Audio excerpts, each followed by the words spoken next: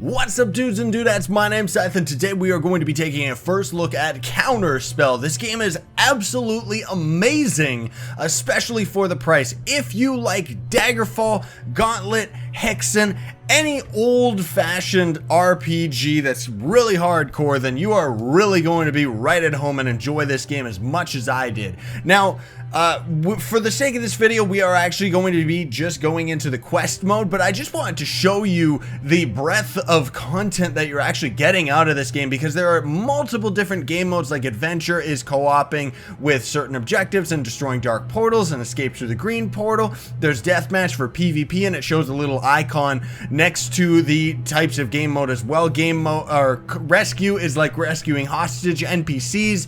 Overlord, one player turns evil. Survival, and so on and so forth, all the way. There are so many different game modes. And quest mode, which is actually like a single player adventure. You can actually play that with friends as well. Now, all this stuff that's in the background right now is my warlock character. I actually just finished beating this game with a maxed out character, and I wanted to show off. This is a nice excuse to show you all that you can actually have multiple character slots, so you don't need to worry about having like you know, like, oh no, I only have one character. And of course, when you go into the character creation menu, I'll just name this guy Scythe Warrior, because I haven't played the warrior class yet. Actually, you know what? I'd rather try the rogue, because all these classes actually are very, like, they're very unique from each other. And here's the thing that I love about this game is how it just shows you right here all the spells and skills and abilities that you are going to end up getting as you level up the classes. I played on a mage and I played on a warlock, and let me tell you, the warlock is definitely one of the most overpowered classes of the game, because you can just summon so many minions to protect you. And the rogue looked like one of my favorite classes, actually. That's why I want to try it out today, because you can actually climb up walls and like backstab enemies and stuff. It's so cool. It reminds me of Thief, like seriously. So we can always manual save by going into this exact same menu, but otherwise right now we do have this character selected, and we can actually just click on quest right there and start game. Every single character always starts in this alley, and that was just random items that you're gonna end up grabbing. There are also random chests around the world and stuff like that. This world is actually very, very big and expansive, considering that it's just like such a small map. Well, small as in condensed and tight, but it's actually very, very big. And the thing that's also very cool about all of this is you actually have a map editor in game that you can use yourself to create the exact same type of content. So right now we are just on our rogue, which I don't know how to play this class at all, but I'm just gonna go in and swinging. Wow, we're so fast. Get out of here, you skeletons. This is like, I gotta turn my volume down because it's very, very, very loud. But this is like, it's like a Halloween special or something. Get out of here, you little goblin Kermit the Frog freak. I like this class. This is my first time playing a melee class in this game. So also, take that, Arrow of Death. Arrow of Death. You can see at the bottom of our screen, get out of here, you jerk. There is actually the hotbar menu. Now, I'll go into our inventory just to show you all, because it's kind of paused right now. This is left click, this is right click. You can drag and drop any of your abilities or skills into any different slot that you want. So it's actually very customizable. And right now we just have an apple we picked up, an explosive trap, which I will show you how those work right now. We just throw them and they stick to the wall. They're like a proximity mine. There's all sorts of different ones. That's the explosive one, which those little fireballs end up hurting everybody around, as well as ourselves. Ooh, we can spam our arrows. That's actually really, really great. When you die too, which is not that much of a problem until you end up getting to later areas, like the farm in particular, you're gonna get your butt handed to you. But when you get to that area and you die, it just takes like a 5% of your gold when you die, so it's not very brutal or anything like that. Now, these little shields, if you ever see them out in the world, although for the most part you're just gonna stumble across these anyways, this is going to have a guard, which is always guarding the shop. And the shop pretty much always has random stuff. Not always. Like, let's get rid of this poison trap. We could probably use the apple and the grenade and stuff, but we'll hang on to that for now. We'll get rid of this, get rid of the mana potion, because I don't think we're gonna need that with this class. And it's also a good idea, at least at first, to get your hands on some keys, because you're gonna run into locked doors. Now, locked doors are indicated by the doorknob. If we can find a locked door around here. Get out of here, you stupid Eye of Cthulhu! I will snipe you! I love the sound effects too. A doorknob will be red if it means that it's going to take a pick or a key. So very, very fancy. Now this is always here right at the beginning, and you're gonna want to get your hands on it, because that actually is one of the only items in the game that actually unlocked a gameplay element. So now we can actually press R and go into our scope area here. While you are actually using this scope, what are the stats that it gives you? Your arcane bolts and arrows and pretty much all your long range stuff is going to have increased velocity while zoomed in, and well, I guess that's it. So meaning that the arrows are going to take less time to reach their destination. So it essentially makes it a faster machine gun, I guess, if you want to call it that. Sometimes too, you can run into chests that will end up having mimics as well as just normal loot and scrolls and stuff like that. But as you saw in the bottom left right there, we actually got our hands on a bracer and some money. Now I have it auto-equipping us to our equipment, so you just press Z to actually bring up your equipment menu. Now unfortunately, when you're hovering over your gear and stuff, we don't have any other gear to compare to. There is actually no comparison screen, so you're gonna have to hover over one of your pieces of gear over here and what you got down here. So it's a little bit annoying. I wish that it would just show like Diablo and stuff like that. One piece of gear, X, one piece of gear. You can also press P as the default key to see all of your skills, which right now we got passive acrobatics, allows jumping on walls and reduced fall damage by half. That's actually very cool. Direct hits from behind your enemies with melee or ranged attacks automatically gives critical damage. Now, the other thing too that I noticed 2 seconds ago, where did it go? Oh, well, that this class is actually using dual-wielded, dual-handed swords. Down here as well, this is actually your XP bar as it fills up all the way, but you can always check it in your character menu. You can always, where is it? Crouch as well, which you don't really need to worry about enemies detecting you and stuff. Anyway, we got this guy following us here. He was not attacking us, he was actually healing us, because that's what priest allies do. That's why the warlock is one of the best classes. So I want to actually see what this wall jump is.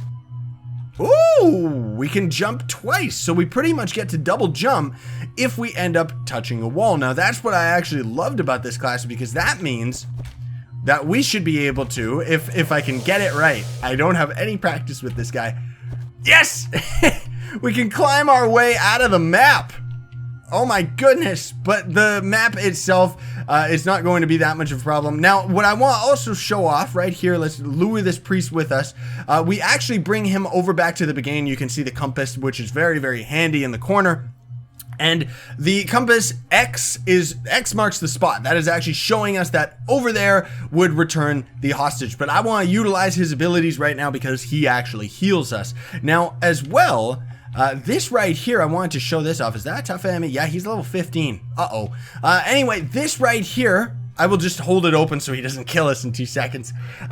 There pretty much like there are a ton of quests that are automatically active, and that is actually activated by pressing L, and you can see like all the different quests in all the different areas. Now when you go into different areas, it's actually very, very handy where it shows you the required level to be in that zone. So as you can see, there are a bunch of different quests and different information about them. These quests are always active, so if you complete them, which this one right now, No Small Jobs, is about killing enemies. They have killing a certain amount of enemies in every single one of the zones, but this game is actually very expansive. This castle behind us is one of the later areas of the game, just before we end up going into, there's a canyon or a chasm or something like that, and then a dark, evil place that's like at the bottom center of the earth where the Draconis live. It's like the, oh my goodness, it's like Mordor. Now these quests though, These are quests that you're going to have to activate. I would consider these challenges rather than quests. So for example, right now, kill the envoy. It's actually talking about killing a whole group of enemies that we would actually spawn behind us back at the beginning, but I don't want to do that right now because we are not a high enough level to handle them. They just end up spawning down there, and we are actually timed for that quest to see how fast we can complete it. So as you can see right over there, there's actually another one. That is the alley area, which I want to show you this right here. Get out of here, you jerk. No small jobs complete because we killed enough enemies. Gives us a ton of experience and X points. You can also find keys and stuff all around the world now. Another thing too, by the way, see, now we're in alley, recommended level 2. And we could start this quest instead, which this one is like a bunch of our different stuff. Oh my goodness, get out of here, you level 15 enemy. They follow you to the ends of the earth, seriously. But the items and stuff that you find around the world, like even this chest that's hidden down here, you don't have to worry about finding every single nook and cranny. And there are actually a lot of secrets in this game, which is great. There are secret doors, secret passageways, and everything. It's absolutely awesome, but you don't want to, stay away from me. You don't want to bother going, like, don't try to go crazy about getting every single piece of loot, because pretty much as you die and as you leave areas and come back and stuff like that, treasure respawns, and it respawns randomly, so you don't really need to worry that much about finding a specific piece of gear and stuff like that. You do of course get special gear dropped from elite enemies, and that's why I was kind of procrastinating a little bit as I explain a little bit about the game. Plus I'm trying to ditch this orc. But one of your first elite enemies, by the way, that chalice right there is part of 3 different items in this starting area that we would get and complete a quest. There are 3 collectibles in every single zone. But there's actually an elite enemy waiting right in that locked door. As you can see, it's red, so it's locked. It means it's going to take our key. And elite enemies drop gear. So later in the game, you're pretty much farming enemies so that you can actually get yourself some gear. There is not that much gear in the game, but still a considerable amount. Now, the reason that I'm also hanging out by this window is I just wanted to show you all this because this is absolutely awesome. This is one of the only windows in the game, and I just think it's cool because of the fact that this game has a built-in map editor. So if you use a window, oh, I can't really see anything, you can actually activate it and look outside the window. Besides this guy being a bit of a jerk, it's actually very, very handy where you can look right out and see the whole world all around the window. No problem. Seriously awesome. So let's see if we can sneak up on this enemy. You don't need to worry about your footy prints making noise or anything like that. We're actually kicking his butt because the priest is healing us out. Yes, because otherwise that guy would have damaged us like crazy. Seriously. And I think, yeah, we're actually poisoned from that boss right now. Each one of the elite enemies, of course, has a quest completion, and once they end up dead, well, they can respawn, so you don't really need to worry about loot in that regard either. Now, I just want to go over into the alley just to show you all this real quick. Actually, you know what? Rather than go into the alley, I will show you all just how expansive this world is, because there is way over in the alley area. You know what? Let's climb to the top of this tower right here, which it should be no problem for us right now. Oh no. Okay, maybe his jumping is not as good as I thought it was just yet. But either way, we can climb into this tower right here just because I kind of want to show you all and give you an idea of how expansive this world actually is, because it's big, man. Like, especially for what you pay for. That is the biggest reason why this game is like so awesome, because seriously, for what you're paying for this game, you are getting a lot of content. Like it already takes, get out of here, you jerk. It took me a couple hours to actually max out my first class. But anyway, that over there, that mansion way in the distance, that's actually an area that I think is like level 10 or something. It's actually the what is it called? The estate, I think they call it. So that's an area way over there. There is actually the edge of this map on this area is over there by that ship. And then all the way around the bank over here is the edge of the map. The ocean kind of goes all the way around up to the castle right there. And then there's actually a lot further. Get out of here, you stupid bat. There is a lot further than that mansion right over there. There's actually another tomb that's behind it, and it really reminds me of Diablo. Like, a lot of things about this game. Maybe that's why I'm all about this game, because there are so many nostalgic feelings about it. Woo! I love the parkour. I love how playing the rogue reminds me of Thief. I loved how when I go all the way to the edge of the map over there and we go into the tombs, It really very much reminds me, whoa, of Diablo. Also, you can kind of see the biggest thing that this game is mostly like is like Gauntlet Legends and stuff like that. There was also a game I recently played called Eldritch, and this game kind of reminds me of that one, but on a more open world scale. There is a day-night system, but it doesn't really make that much of a difference. That is actually the farm over there. As soon as you end up getting there, that's pretty much one of the hardest parts in the game, because you're just strong enough to handle it, but there's so many enemies that you're just weak enough that you can't do it. Now, that's where I've not played all the classes, but I can confirm that the Warlock is definitely one of the easier classes, because once you end up getting over there, you pretty much have 2 minions by then. You can summon a skeletal minion and a priest minion, which actually, you know what? Just for the sake of this first look, I'm going to load up my other character here just so I can show you all what the end game is, a little bit of the end game here. So we're actually maxed out. You can see all of our beautiful spells down at the bottom. Most of them for this guy. Get out of here, you jerk. I love that. These enemies are so stupid. But anyway, our max spell for the Warlock is actually resurrecting an enemy, and he's alive indefinitely until he dies, of course. So we summon him. We got ourselves a skeletal mage. We can get ourselves a floating eyeball, and of course, as we get stronger, these minions get stronger and get access to more spells. The game doesn't necessarily tell you about that, but it is true. And of course, the most powerful, overpowered one is you can summon a skeletal priest, which can heal you. So if you're trying to get through this game for the first time, I would highly recommend playing as the Warlock first, because he's the easiest class to get through. Now, again, I still haven't really played all of them, but most of the melee classes, like the Warrior in particular, I don't know if he's got a long range ability. As you saw on the Rogue, there are a lot of long-range enemies that you're going to have to deal with. Seriously, there are so many long-range enemies in this game that I am not entirely sure if the melee classes are that ideal, you know? So anyway, this is actually the sewer area. And if I can, I want to see if we can get over here. I'm going to show you, just to show you a little bit of the expansiveness of this map. So we are actually underneath the alleyway right now. There was a sewer that leads into this area. And then finally, you end up coming over here, and this goes into the caverns, which is a very difficult spot. As you can see, the enemies still take quite a bit of time to die, and they are very annoying with their knockback once you get to this point. But it is a very beautiful, expansive place regardless, and so long as we have our priest hanging out on us, you can kind of see that he is actually healing us out.